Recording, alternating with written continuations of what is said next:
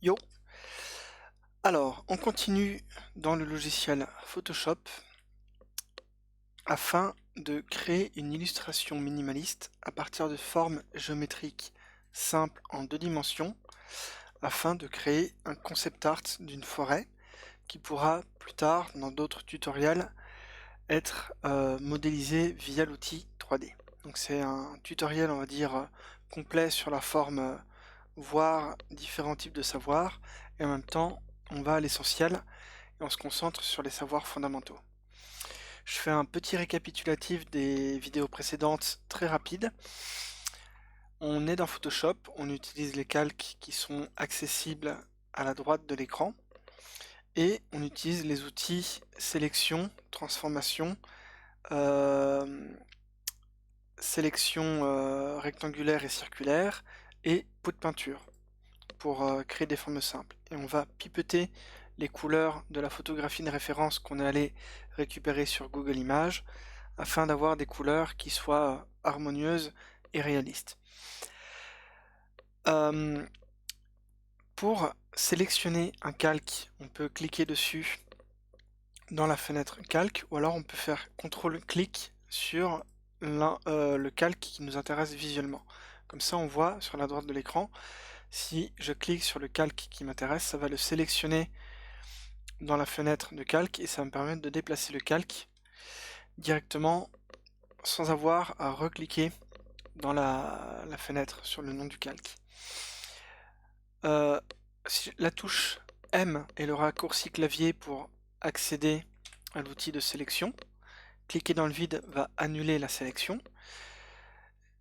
Le raccourci clavier G, la touche G, va me permettre de passer en mode pot de peinture, qui va me permettre de remplir un calque. Le raccourci Maj M va passer en mode calque de sélection, et changer la forme de l'outil sélection. Donc là je suis passé en sélection rectangulaire. J'appuie sur G pour remplir par exemple avec la couleur de premier plan. Si j'appuie sur X, j'inverse la couleur de premier plan et second plan. Donc ici je vais sur le marron, je reclique et ça va me remplir de nouveau le calque sélectionné. Donc là il se trouve que j'ai créé un rectangle sur le calque référence qui se trouve derrière le calque feuillage.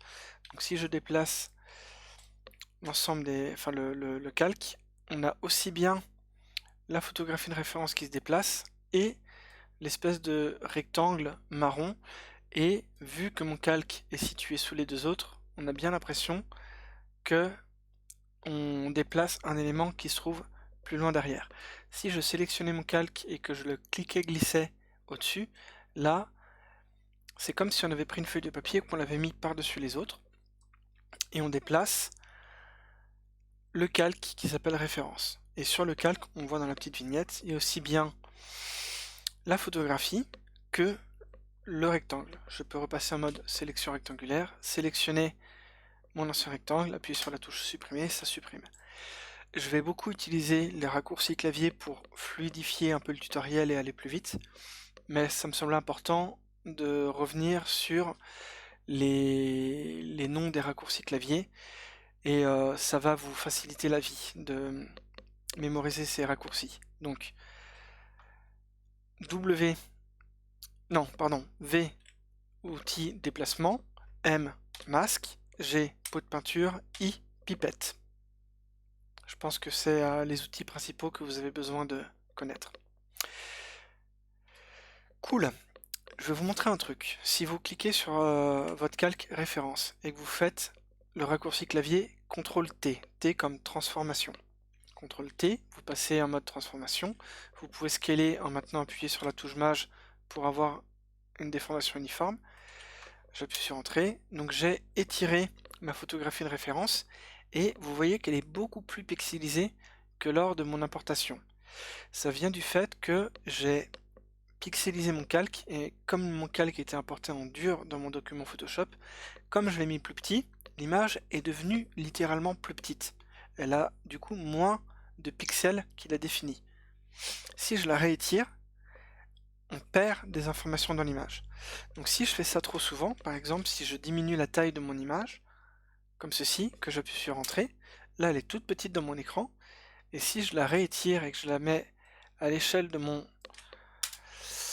document Photoshop, on peut encore à peu près comprendre qu'il s'agit d'une forêt, mais c'est illisible et c'est pas très joli. Sauf si vous faites ça sciemment et que vous voulez faire du pixel art.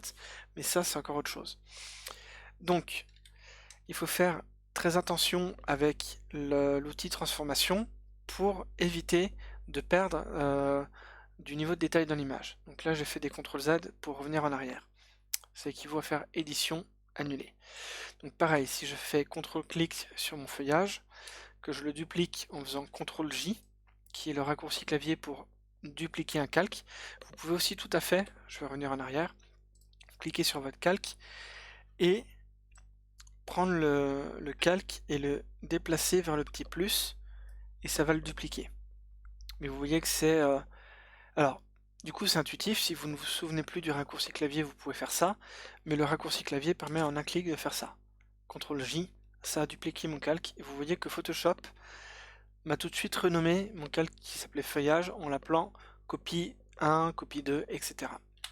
Et donc là, si j'utilise la copie de mon feuillage et que je le fais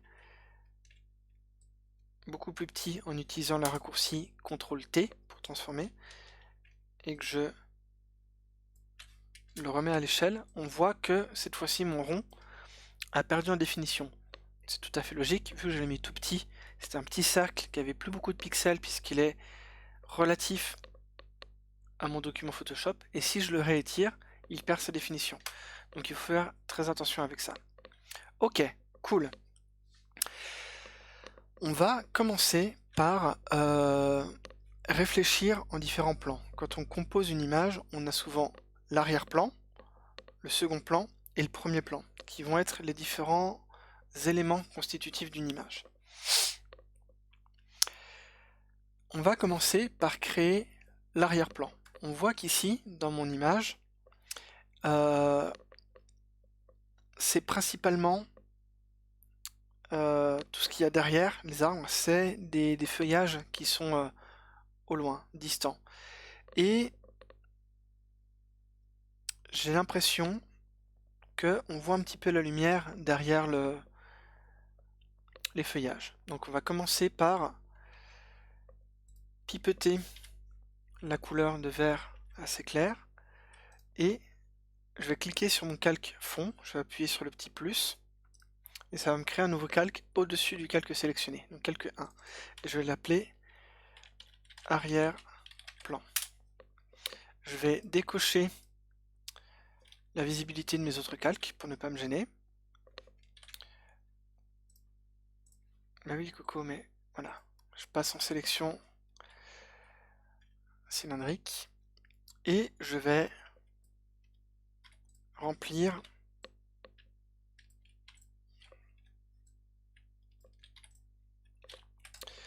mon arrière-plan. Alors, je vais pas faire ça. Vous voyez que j'ai fait 3 cercles. Je vais appeler ça cercle et que je vais le mettre dans un groupe. Pour mettre ce calque-là dans un groupe, j'ai juste à cliquer sur l'icône groupe, ici, le petit dossier, créer un groupe. Et si je déplace mon cercle, mon calque cercle, je me suis trompé.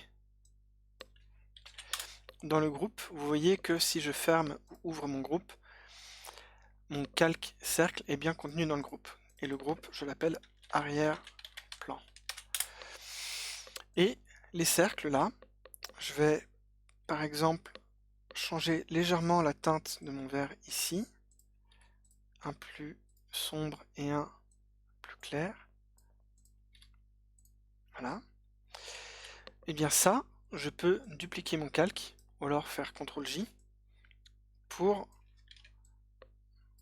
créer des variantes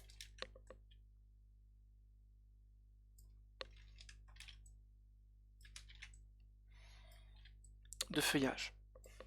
Ok. Et je peux sélectionner tous mes calques et faire CTRL-J, et ça va carrément me dupliquer encore une fois tous mes calques.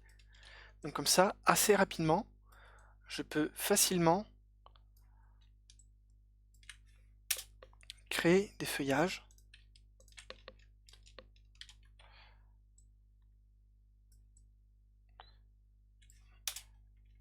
Tac. Voilà.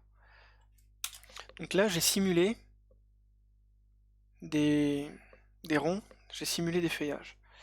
Vu que j'ai fait plusieurs transformations à la suite, si on zoome un peu dans mon image, on voit que ça m'a pixelisé les calques. Donc on va simplifier ce que je suis en train de faire maintenant. Et je vais faire un clic droit. Non, je vais sélectionner tous les calques présents. Donc si j'en clique que sur un, ça va me déplacer. Si je passe en mode sélection, déplacement, ça va me déplacer qu'un des calques. Si je les sélectionne tous et que je déplace, ça me déplace tous mes calques. Et vous voyez que j'en ai beaucoup. Je vais commencer à ranger un petit peu ma fenêtre. On voit que c'est assez grand. Je vais faire un clic droit sur tous mes calques sélectionnés et je vais faire fusionner les calques. Et là, j'en ai plus qu'un qui s'appelle cercle copie 23. Je vais supprimer le copie 23 parce que cette fois-ci, je n'ai plus qu'un seul calque et j'ai aplati mes calques ensemble pour que ce soit plus qu'un seul calque. Je fais un CTRL S pour sauvegarder ma scène, mon document. Et je vais faire la même chose avec des traits verticaux qui vont me suggérer les troncs d'arbres. Donc je vais prendre les mêmes couleurs, je vais cacher mon calque qui s'appelle cercle et je vais faire la même chose. Donc avec l'outil rectangulaire cette fois-ci, je vais faire des traits assez fins parce que ce seront des arbres assez éloignés. Alors si vous n'arrivez pas à remplir votre sélection,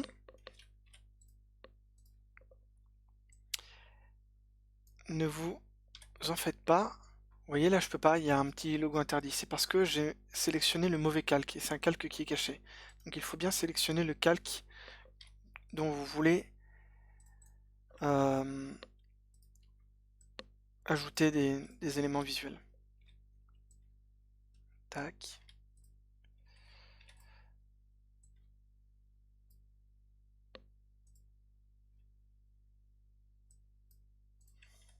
Tac. Ok. Et de la même façon, mon calque 1 que je vais appeler tronc, je vais les dupliquer. Je peux les aplatir comme ça. Je peux même l'inverser. Si je maintiens la touche majuscule enfoncée, ça me fait une rotation tous les 15 degrés. Si elle n'est pas enfoncée, c'est une rotation libre.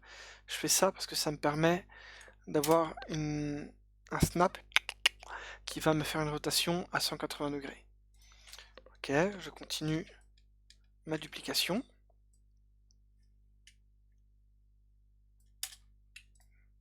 Je vais me dupliquer celui-là, que je vais me mettre là, et que je vais étirer comme ça, que je vais même peut-être mettre ici. Tac, tac, duplication.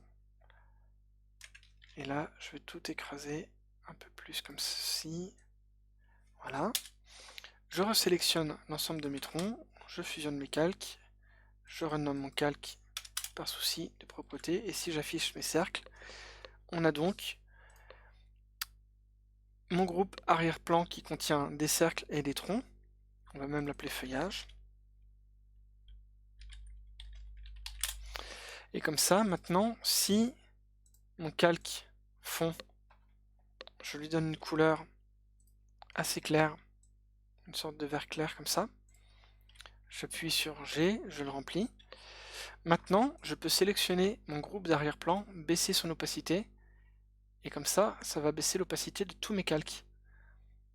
Alors que si je baissais par exemple l'opacité que de mon feuillage, ce serait que mon feuillage qui va perdre, qui sera moins opaque, et on va voir, derrière mon calque feuillage, on va voir les troncs. Si je sélectionne l'arrière-plan, donc mon groupe, et que je baisse l'opacité du groupe, ça va donc automatiquement baisser ensemble l'opacité des feuillages et du tronc. Voilà. Je sais pas combien de temps a fait cette première vidéo, mais on va couper là et on va se retrouver pour la suite de la réalisation de cette illustration. À tout de suite.